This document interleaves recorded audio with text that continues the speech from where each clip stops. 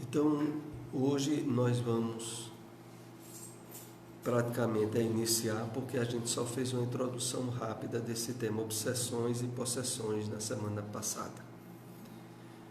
E hoje a gente vai de fato abordá-lo do livro A Gênese. No livro Comentários de Emmanuel, Evangelho de Mateus, capítulo 22, 14, vamos compartilhar aqui essa introdução.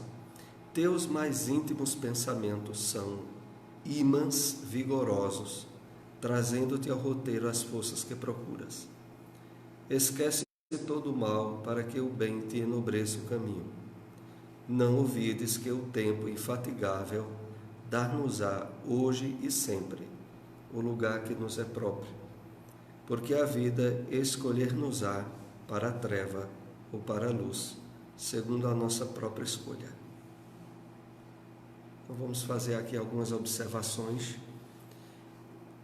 Emmanuel começa aqui nos advertindo de que nossos mais íntimos pensamentos são ímãs. Vejam, quando ele se refere a mais íntimos pensamentos, ele quer dizer que, por mais simples ou escondidos que seja a nossa criação mental, ela tem uma força poderosa. Ela é um imã vigoroso. E que, a partir dele, há todo um roteiro, uma estrada de forças que são delineadas de acordo com as nossas intenções. Por isso ele coloca que procuras. E o roteiro exitoso para qualquer um cristão é: esquece todo o mal, para que o bem te enobreça o caminho.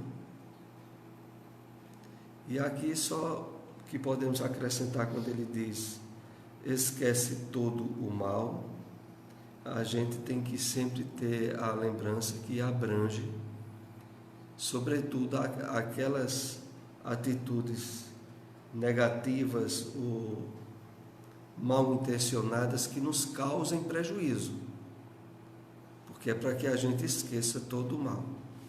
Agora, é claro que o esquecimento que é proposto dentro do Evangelho do Cristo é um esquecimento dinâmico, não é o esquecimento passivo.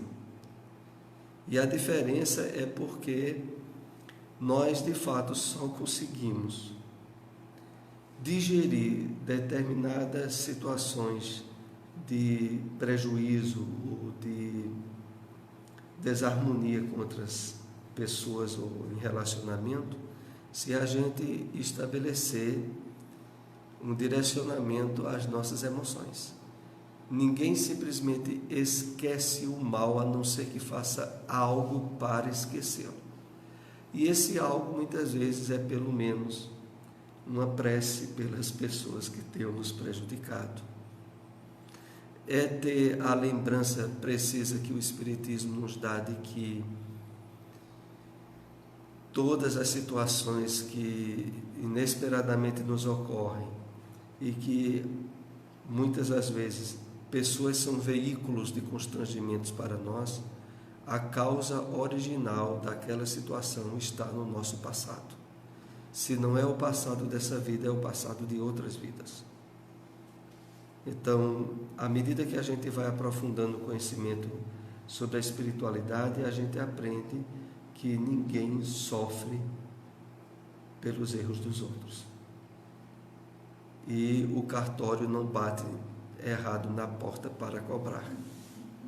Então, se algo nos atinge, foi causado por alguém,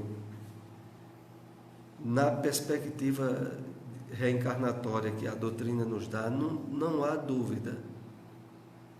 A pessoa está sendo um instrumento. E mesmo que a maldade seja qualidade identificatória da atitude da pessoa, só nos aconteceu porque a gente tinha algo para ressarcir.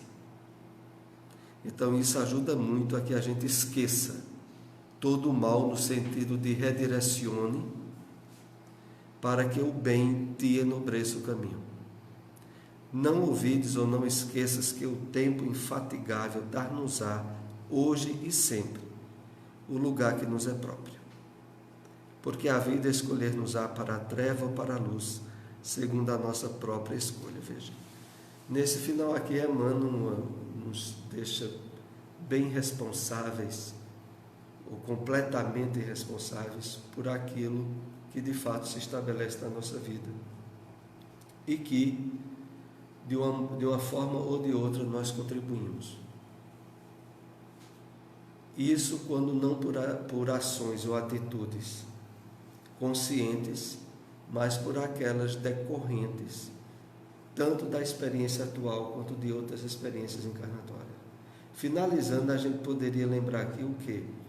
É que o conhecimento espírita deixa bem claro para todos nós o seguinte: tudo está no seu lugar certo e tudo colabora para o bem maior, a felicidade que o Criador reserva para todos nós. Se situações ou circunstâncias adversas e inesperadas surgem, elas têm que ser vistas como instrumentos, oportunidades, possibilidades de crescimento, de aprendizado que a gente não teria se não fosse daquele modo. Então, acima de tudo, a gente tem que ter aquela ideia bem trabalhada de que, olha, do mal Deus tira o bem, das situações adversas que a gente passa, nós também somos chamados a trabalhá-las de forma positiva. E quem está no controle do universo é Deus, não é o poder do mal. Então isso é o que fica por trás, bem entendido, na medida que nós vamos ampliando o conhecimento da espiritualidade. Então vamos entrar no tema obsessões e possessões, cujo primeiro slide nós havíamos comentado na semana passada, que é esse aqui. Pululam em torno da terra os maus espíritos em consequência da inferioridade moral de seus habitantes. A ação malfazeja desses espíritos é parte integrante dos flagelos com que a humanidade se vê a braços nesse mundo. Então, há uma série de situações constrangedoras, desastres, doenças, dificuldades comuns a todas as pessoas que estão encarnadas na Terra, por necessidade evolutiva, não por punição, não por acaso ou por injustiça, mas sempre havendo causas e motivos e objetivos mais à frente, que sempre são do melhoramento e do aperfeiçoamento de todos nós, inclusive dos processos de obsessão. Eu me lembro aqui de um livro que não é exatamente espírita, é espiritualista, mas que trabalha muito uma temática que é pouco trabalhada no movimento espírita, que é um livro de Ramati chamado Magia de Redenção. Eu só estou lembrando desse livro por causa do próprio título, porque o livro, ele trabalha o entendimento de que mesmo quando alguém faz algo para prejudicar outra pessoa, e isso tenha êxito, isso pode ser caminho de libertação para a pessoa, através do sofrimento e da dor. Que mesmo em qualquer situação de doenças e de problemas que nos acontecem, se nós passarmos de forma equilibrada, positiva, sem criar caso novo, nós estaremos progredindo. Principalmente quando são aquelas situações ou doenças, quer físicas, quer espirituais, que a gente não deu causa nessa vida. Vejam que coisa interessante. Aquilo que mais nos promove espiritualmente é aquilo que, quando a gente examina, diz assim: meu Deus, eu não fiz nada para merecer isso. Eu não sei porque é que eu estou passando por isso. É exatamente aí que a pessoa está, de fato, crescendo espiritualmente. Porque é aquilo que a gente sofre e a gente diz: meu Deus, porque eu não pensei direito. Pronto. Já sabe que foi logo o resultado de uma ação impensada, precipitada, cujo responsável foi a gente mesmo. E nessas situações a gente não está evoluindo, não. A gente está simplesmente regularizando coisas que já desregularizou nessa vida. Então, o que de fato é mais importante é quando a pessoa passa por algo e diz: eu não merecia estar passando por isso, não, em termos humanos. Porque a gente sabe que em termos espirituais ninguém passa por nada que não tenha que passar. Se está passando é porque tinha de passar, em termos espirituais. Mas em termos humanos há aquela série de problemas, de doenças e de circunstâncias que a pessoa não deu campo para passar por aquilo e está passando. E aí significa sublimação do nosso espírito, crescimento espiritual. E é positivo. E aí inclui-se inclusive a questão das obsessões e possessões, que é o nosso assunto de hoje. Passar por um processo grave de desequilíbrio espiritual, cuja origem expressamente não é dessa vida, é promoção espiritual. Claro que ninguém gosta. E não vai ser o espiritismo que vai fazer propaganda de sofrimento, mas pelo contrário, é o conhecimento exato do espiritismo que nos ajuda a trabalhar positivamente qualquer sofrimento, o que é muito diferente.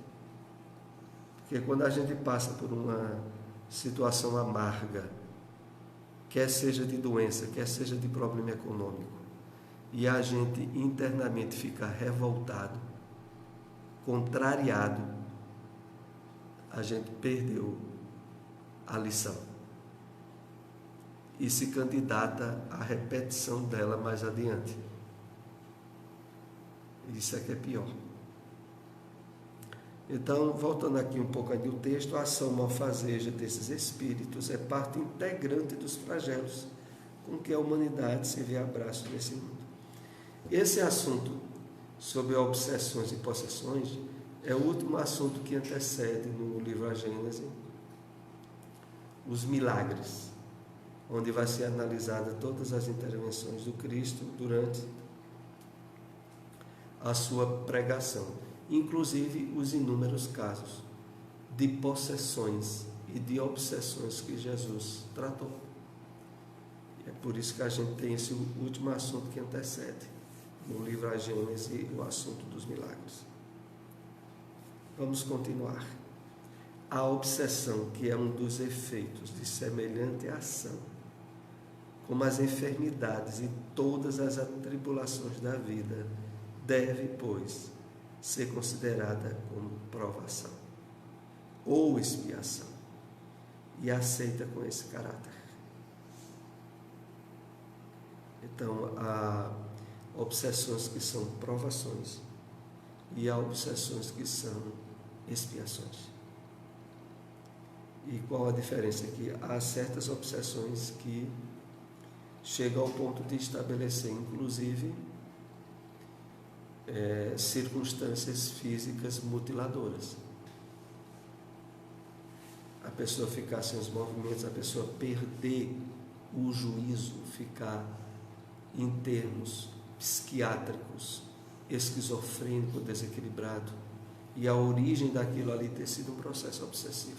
Aí se tornou uma expiação, cuja causa sempre está no próprio espírito, no passado do que ele fez.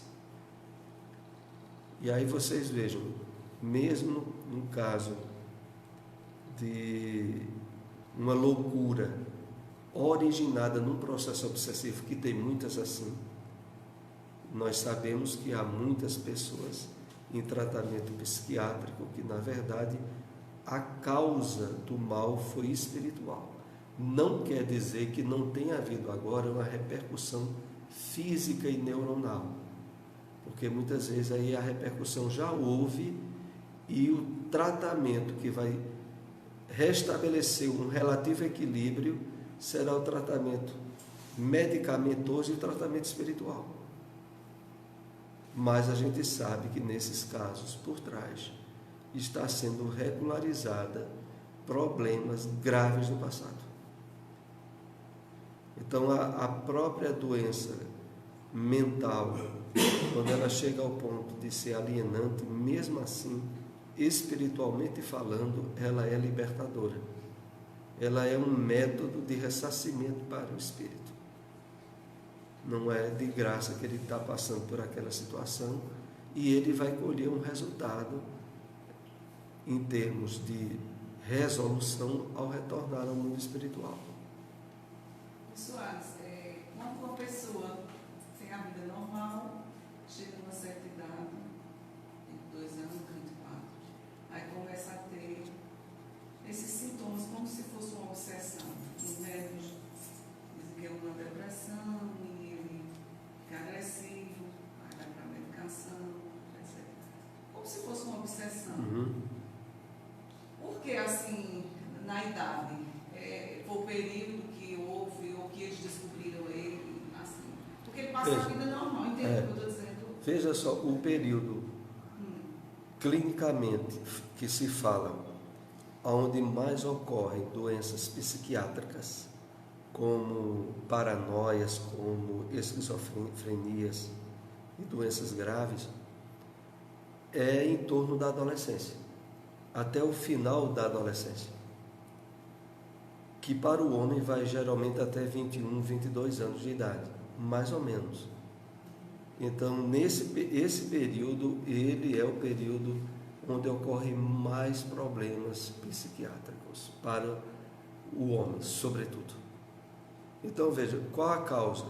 A gente sabe que é justamente após a adolescência que, em termos de plenitude reencarnatória, o espírito está. Porque tem aquela fase da primeira infância, da segunda infância que o espírito está colocando as unhas do lado de fora, da adolescência que há um tumulto de produção hormonal, que a pessoa quer mudar o mundo e não muda nem a si mesma, tem solução para tudo, não tem solução para nada. Então, quando completa essa fase, que a pessoa de fato, em termos de maturidade emocional, psíquica, chegou no ponto, pronto. É até aí onde normalmente mais surgem problemas nessa área. Agora veja, é muito comum haver tanto o componente espiritual quanto o componente físico ou neuronal ou até mesmo genético. Porque do mesmo modo que há certas doenças no corpo físico que tem uma programação genética para ela surgir ou não, assim tem também certas doenças psíquicas que poderão surgir ou não, mas ter mais ou menos um tempo pré-determinado para ela vir à tona. Às vezes, como se diz, há o fator predisponente, mas não há um fator que detone aquilo, e aquilo fica camuflado. E aí é o que leva, por exemplo, uma pessoa, homem ou mulher, aos 30 anos, devido, por exemplo, a uma traição, endoidar. Ela já tinha predisposição, poderia nunca ter estourado aquela doença, mas aquele fator ali foi decisivo. Porque, como a gente sabe, vai ter muita gente que passa pelo mesmo problema e não endoida, porque não tinha um fator predisponente. Mas aí tem muita gente que tem. É o que também ocorre com certas doenças orgânicas. A pessoa pode vir, por exemplo, uma predisposição à doença do coração. E que essa doença poderia ocorrer aos 30 ou 40 anos de idade. Pode ocorrer. Vai depender de como a vida dele estiver se desenvolvendo. E aí, dependendo de fatores, quando chegar àquela idade, a doença vai poder aparecer ou não. Pois não. Complementando o que ela falou, o indivíduo que às vezes se entrega às drogas, essa obsessão ela chega, é facilitada pelo próprio indivíduo. E que também é muito comum no período da adolescência, ou logo após ele. Então, pode ter, proporcionalmente, o índice de quem entra em vício na adolescência é muito maior do que em qualquer outra idade. Então, é muita gente que começa a beber quando está entrando na adolescência, ou passa a usar algum tipo de droga por influência de colegas, entre aspas, é porque a pessoa já trazia tendência para o vício. Porque do mesmo modo que ocorre em várias áreas do comportamento humano, é muito comum a pessoa ser viciada por segunda, terceira ou quarta vez, mesmo tendo colhido muito sofrimento decorrente do vício na encarnação anterior, no mundo espiritual, mas traz a predisposição a qual vai poder retornar aquele vício ou não. A pessoa, todas as situações atinentes a aquisições morais e espirituais que o espírito tem, quer em termos de virtudes, quer em termos de fraquezas para vício, ela sempre vai ter um ponto de maior delicadeza naquele em que anteriormente o espírito, no caso do vício, se desequilibrou. Então, e que também tem um fator espiritual unido a ele, né? Esses são os mais suscetíveis. Mais suscetíveis. E, na verdade, a causa maior é porque nós somos, em termos de consciência, chamados a passar por uma situação onde errou e não errar mais. Então, por exemplo, a pessoa viciou-se em cigarro, diminuiu muito a própria existência física e tal. Aquela idade em que a pessoa esteve mais envolvida no vício é um ponto crítico na próxima encarnação. Na próxima encarnação, naquele ponto, ele vai estar em teste. Se as situações que ele passou em termos de desconforto, de sofrimento e de aprendizagem preponderar, ele não volta ao vício. Mas se não preponderar, ele volta. Isso é tão absurdo porque a gente sabe que ocorre até com pessoas que se suicidaram. A pessoa comete o suicídio, sofre muito no plano espiritual, sofre muito nas próximas encarnações, onde é muito comum tentar reencarnar e ter a existência física interrompida na infância, que é um fator muito comum ligado ao suicídio. Aí veja, já desencarna na infância para que, quando a reencarnação for completa, passe por aquele período em que se suicidou e não se suicide de novo. E mesmo depois de tudo isso, a pessoa, quando volta para uma encarnação que vai viver a quantidade de anos de passar por aquele período onde ele errou e se suicidou, ele vai estar em teste e ele poderá repetir o suicídio. É um fator que chamariam de ressonância vibratória naquela idade, principalmente porque naquela idade ele vai passar pelo teste que fez ele fracassar. E aí veja, é o fator tempo e é o fator circunstancial. Por exemplo, o homem ou uma mulher, por exemplo, que é mais comum, se matou por causa de uma traição. Se matou aos 30 anos. Na encarnação em que ela vier e chegar aos 30 anos, será muito fácil ela passar por uma situação igual a essa. E não terá que se suicidar de novo. E aí a questão é que tem muitos espíritos de repetência. De repetência. E é algo que realmente a gente, na doutrina espírita, tem os elementos elucidativos que muitos não têm. Principalmente o sofrimento decorrente, né? não só na terra como no mundo espiritual. Então vamos continuar aqui. Chama-se obsessão a ação persistente que um espírito mau exerce sobre o indivíduo. Apresenta caracteres muito diferentes, que vão desde a simples influência moral, sem perceptíveis sinais exteriores, até a perturbação completa do organismo e das faculdades mentais. Ela oblitera todas as faculdades mediúnicas. Então, didaticamente, obsessão é essa ação persistente que um espírito mau exerce sobre o indivíduo. Isso, claro, num mundo de provas e expiação, onde a maioria de nós traz uma carga de erros do passado, todos nós somos vulneráveis a processos obsessivos. Todos. E o que significa?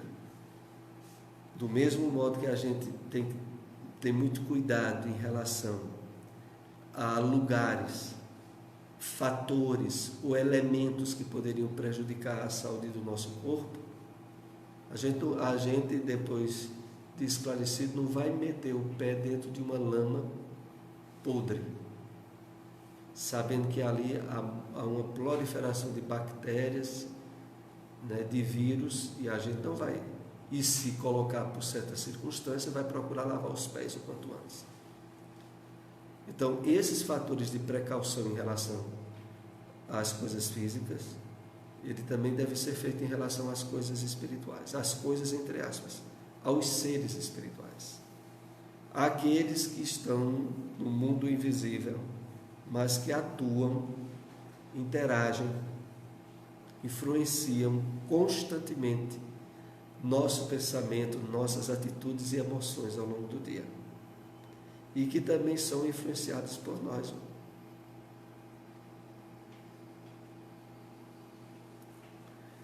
Essa semana eu estava assistindo domingo a palestra de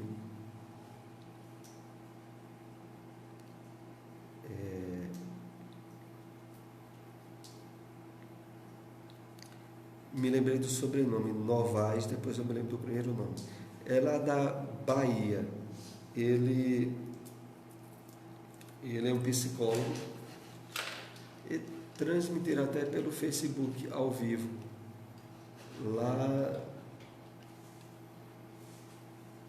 eu estava com o nome de Adeilson, é porque Adeilson, que é um psicólogo, está estudando aí psicanálise, vai dar uma palestra lá no Bezerra de Menezes. Mas esse aí era Adenauer Novaes. Então, Adenauer é psicólogo, é médium e dirige um centro espírita lá na Bahia, em Salvador. Ele estava dando uma palestra sobre sonhos, domingo agora. Excepcionalmente estava transmitindo ao vivo pelo Facebook, eu comecei a assistir.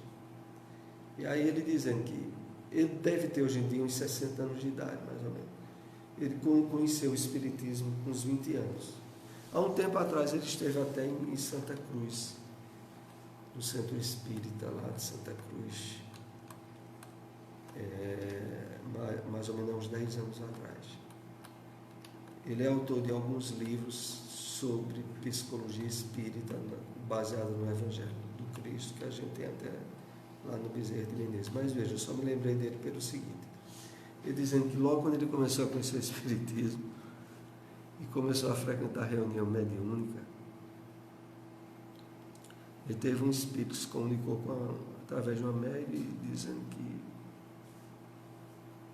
era inimigo dele, que iria prejudicá-lo, e que iria obsidiá-lo, iria causar uma série de constrangimento a ele. E aí ele estava na reunião mediúnica e ele comentando, porque ele tem um tom de comentar as coisas bem engraçado. Ele disse que o espírito falando e estavam achando que eu ia ficar com medo. E eu disse: mas meu irmão, ó, veja, isso aí que você está dizendo não sou eu sou outra pessoa. Então, olha, faça o seguinte: me acompanha aí diariamente, para você ver que eu sou outra pessoa. E aí ele disse que de segunda a sexta ele ia para reunião em tudo quanto era de centro espírita. Sábado e domingo ele ia trabalhar na caridade nos centros espíritas. Ele disse que depois de alguns meses esses espíritos ou se converteram tudo ao espiritismo, ou saíram de perto dele, porque todo dia ele estava no centro espírita, sábado e domingo ele estava em trabalho de caridade. Então ele contando isso até em tom engraçado, dizendo que na reunião ficaram achando que ia ter medo. Disse, não, meu irmão, olha, isso não sou eu mais não. Você me acompanhe que eu sou outra pessoa. Não venha com essa história de ódio, de não sei o quê, de outro tempo, porque a situação agora é outra. Então, voltando aqui ao texto, apresenta caracteres muito diferentes que vão desde a simples influência moral até a perturbação completa do organismo e das faculdades mentais. Veja ao que ponto vai aquilo que apenas se inicia no pensamento como influência espiritual. E como a gente tinha comentado aqui no começo, podendo levar a pessoa à loucura ou a um problema psiquiátrico grave, na medida em que aquela vontade foi se impondo sobre a vontade da pessoa e ela passou a não ter mais o discernimento do que ela queria e do que ela não queria.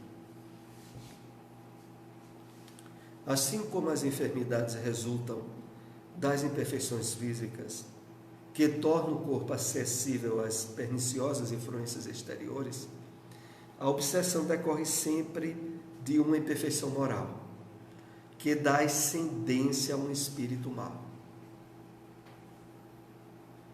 Então, aí é onde assim, a clareza da doutrina espírita deixa a gente sem desculpas, né? Porque significa que em qualquer processo de influência espiritual obsessiva que a gente esteja, a gente sempre pode autoanalisar-se e dizer, meu Deus, tem coisa aqui em mim que eu preciso me melhorar, porque não é possível. Porque só ocorre de fato a insidiosa influência obsessiva porque a pessoa está com alguma área de fragilidade moral. E é justamente aí onde os espíritos vão atuar mais, né? Tem um livro de Divaldo Franco, publicado há 2 anos atrás, há 1 ano e pouco atrás, Perturbações Espirituais, que nós recomendamos muito, que é um livro em forma de romance, do espírito Manuel Filomeno de Miranda, que analisa todo o encaminhamento de um processo obsessivo no centro espírita e que era direcionado ao dirigente do centro espírita, levando ele a desastres morais absurdos, devido, claro, a essa questão que aqui é citada, uma imperfeição moral, na qual é objeto de atuação e de direcionamento, de influência e de descuido, levando à instalação do processo obsessivo. Então, isso acontece, e acontece com frequência. Inclusive, como se diz, independente do local, porque às vezes a pessoa diz, não, mas no centro espírita, como se em termos físicos, propriamente físicos, significasse barreira vibratória a processos obsessivos que a pessoa estabeleceu fora do centro espírita. Às vezes a pessoa tem realmente momentos de trégua, de relaxamento, de reposição de energias, principalmente, sobretudo, quando vai tomar passes. Mas daí em diante vai ser com a pessoa.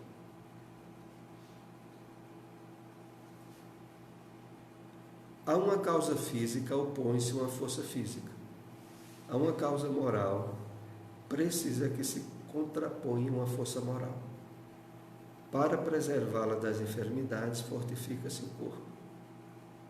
Para garanti-la contra as obsessões, tem-se que fortalecer a alma. Então, tem aquele caso do livro Loucura e Obsessão, de Divaldo Franco, que também é um livro muito importante de leitura nessa área, onde são analisados 5 casos de distúrbios ligados tanto à questão obsessiva quanto a acarretar as alterações orgânicas e físicas. Então é analisado o caso de uma pessoa esquizofrênica, de uma pessoa autista, de uma pessoa que estava com conflitos na área da homossexualidade. É avaliado também a situação propriamente obsessiva, sem que houvesse uma decorrência fisiológica, e cada um desses casos há todo um encadeamento onde a espiritualidade estava atuando, as possíveis reversões ou não, porque tem um caso, inclusive, que não tem solução nessa encarnação, do filho do dirigente do centro, que chega a desencarnar quando o processo obsessivo é resolvido. Mas ficando claro que, sobretudo, que a gente não pode estar observando a vida na Terra de uma forma isolada, a encarnação atual, mas os conteúdos do passado e a eternidade na qual o espírito está vinculado, né? Quase sempre a obsessão exprime vingança, tomada por um espírito e cuja origem frequentemente se encontra nas relações que o obsidiado manteve com o obsessor em precedente existência. Então, às vezes, a manifestação disso ocorre, inclusive, em crianças, né? O que faz com criança com 3, 4, 5 anos de idade está com processo obsessivo. E o que faz com que muitas pessoas que desconhecem o Espiritismo fiquem duvidando da paternidade divina, impossibilitar que, na visão popular, que um ser angelical esteja sofrendo por influência obsessiva de um espírito do mal. E fica, mas como é que Deus pode permitir uma coisa dessa? E aí a gente sabe, não são poucos os casos de processos, principalmente nessa faixa etária, devido à facilidade com que a criança percebe o mundo espiritual.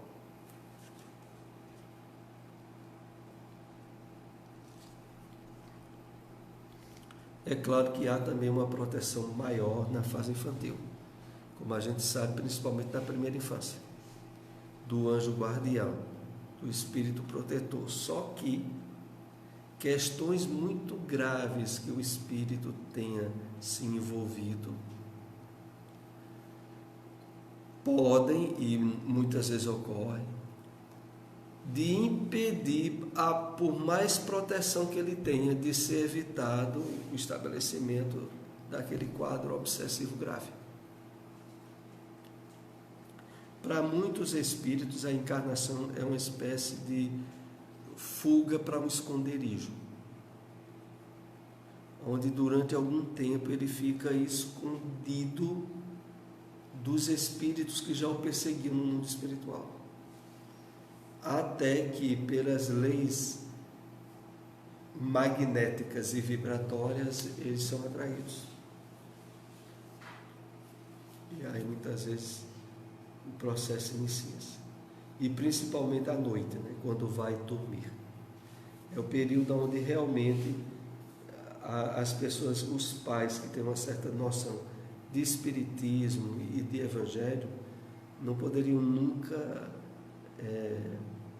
deixar ou se descuidar de não orar com o filho pequeno antes dele dormir, porque sabe-se da vulnerabilidade quando o corpo estiver adormecido.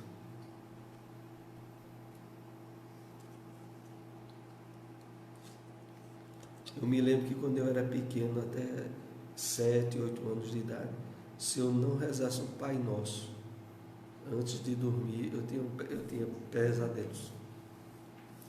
Porque realmente, dependendo de certa sensibilidade, a pessoa é muito vulnerável a isso.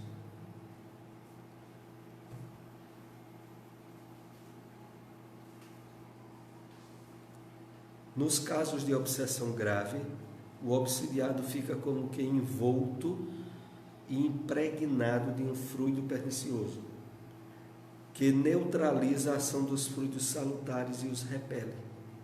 É daquele fluido que importa desembaraçá-lo. Então, vejam, aqui, claro, está se falando de um processo obsessivo que já, muitas vezes, impede que a pessoa tenha o uso da sua própria vontade. Ela sabe que não deve fazer algo, mas faz como se a vontade dela fosse aniquilada, submetida. E de fato isso ocorre, como aqui é colocado, porque há como que um campo magnético envolvendo a pessoa, esse campo magnético projetado pelo espírito obsessor, anulando a própria vontade que a pessoa tem. E aqui diz, é daquele fluido que importa desembaraçá-lo. E nessa ação é que o Espiritismo utiliza como padrão a reunião evangélica de esclarecimento espiritual, a terapia dos passes e a terapia da água fluidificada, como meio de fortalecer espiritualmente a pessoa e fazer com que esses fluidos provenientes de espíritos obsessores encontrem uma barreira antes de envolver a pessoa. E ela possa, paulatinamente, perceber e impedir que o processo obsessivo se encadeie. A dificuldade maior que há é, sobretudo, nas áreas dos vícios e de certos desequilíbrios morais ou comportamentais. Porque aí não é só a vontade do obsessor se bem. O próprio encarnado se sente bem. Aí fica difícil. Principalmente na área dos vícios, dos desequilíbrios sexuais, onde a pessoa aparentemente quer se corrigir, mas, de certo modo, ela se sente bem em estar sendo envolvida espiritualmente para repetir o vício.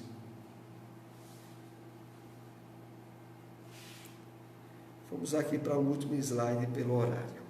O trabalho se torna mais fácil quando o obsidiado, compreendendo a sua situação, deixa eu ver se eu pulei um. Não. É a numeração. Compreendendo a sua situação, para ele concorre com a vontade e a prece.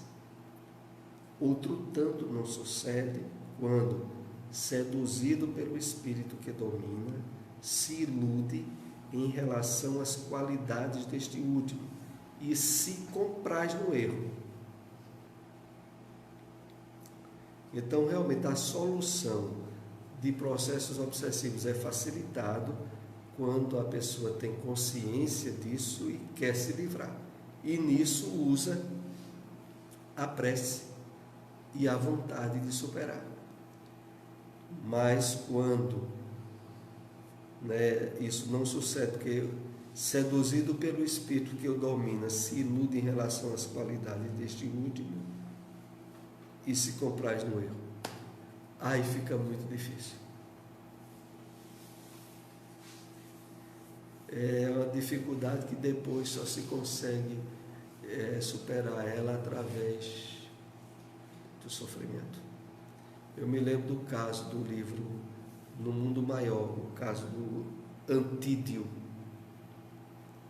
Acho que uma vez a gente falou aqui que ele era alguém viciado no álcool, tinha esposa e 2 filhos, mas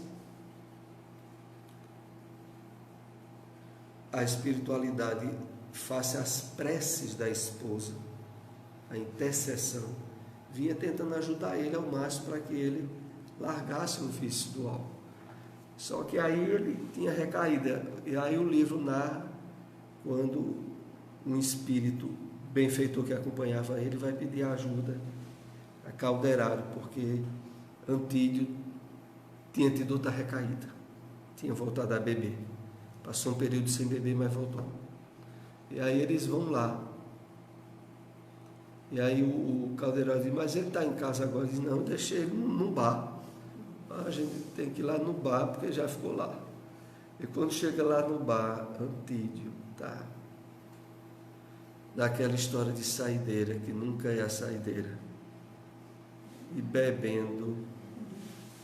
E aí quando os espíritos chegam lá e vejam a situação, ele envolvido por 4 espíritos que eram viciados em álcool também, e que bebiam através dele, porque ele era como se ele fosse um caneco, e os espíritos bebessem o álcool através dele.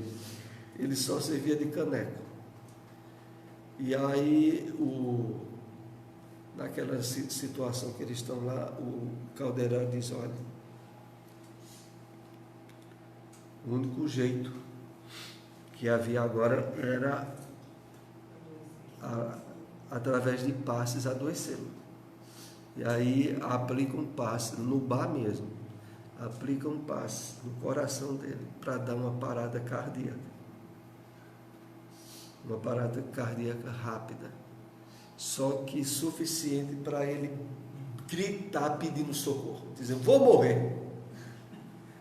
morrer, e aí foi aquela gritalhada dentro do bar, e aí o Calderário, através de passe, deu outro passe para retornar e disse: pronto, ele agora vai para um hospital, vai ser diagnosticado uma cardiopatia, que não vai ter remédio que resolva. Ele vai ficar aí pelo menos uns 2 ou 3 meses de molho, para ver se ele pensa melhor sobre a conduta dele. Então, a situação, né, a questão que ao mesmo tempo que aqueles espíritos o obsidiavam, mas ele gostava também do vício. E aí fica bem difícil o trabalho da espiritualidade. Vamos para a prece, né? Esse assunto talvez a gente ainda traga alguma coisa e continue no próximo assunto, na próxima semana. Vai dar alguns slides sobre a obsessão.